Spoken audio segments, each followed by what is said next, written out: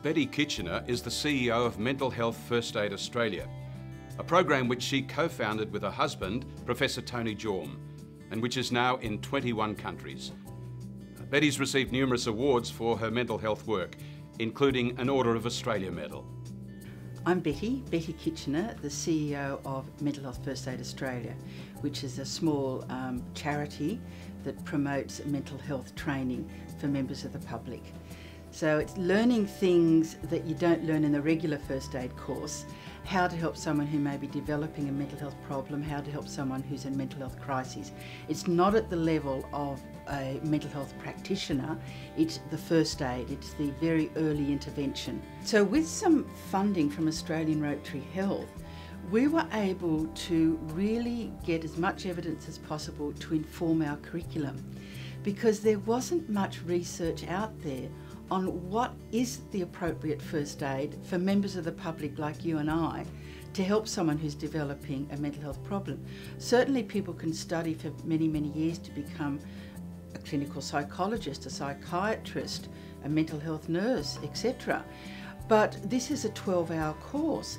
What do we teach? We're certainly not going to teach what you need to be a practitioner. So with the money from Australian Rotary Health, we were able to do some very large, what's called Delphi studies across English-speaking developed countries in the world to get consensus from consumers, carers and mental health practitioners and researchers to say, these are the actions that you could do on a first aid level to help someone who may be developing, and we did it with different developing mental illnesses and different crises.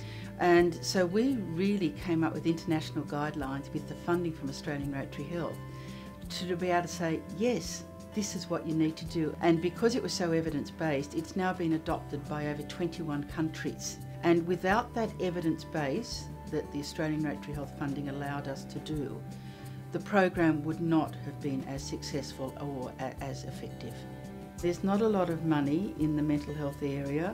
Whenever there are grants, it's very, very, very competitive. You spend your time writing grant applications and a very small percentage are successful.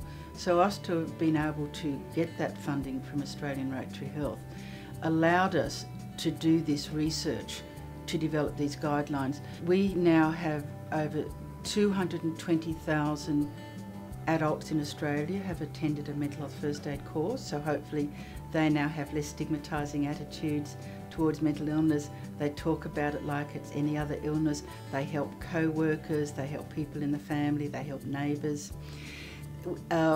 We have over 1,000 mental health first aid instructors around Australia. One area that we have just been successful in is getting money from Australian Rotary Health to help with our teen mental health first aid program to help evaluate it, because there's too many programs out there where people think they're teaching resilience, they're teaching good things, but they don't evaluate it. And Australian Rotary Health is all about doing research to make sure we get the best product. So apart from the money we got from Australian Rotary Health to help with the guidelines quite a few years ago, we've also now got money to help research our teen mental health first aid program to make sure that we have it as good as possible and to make sure it does the best for young people.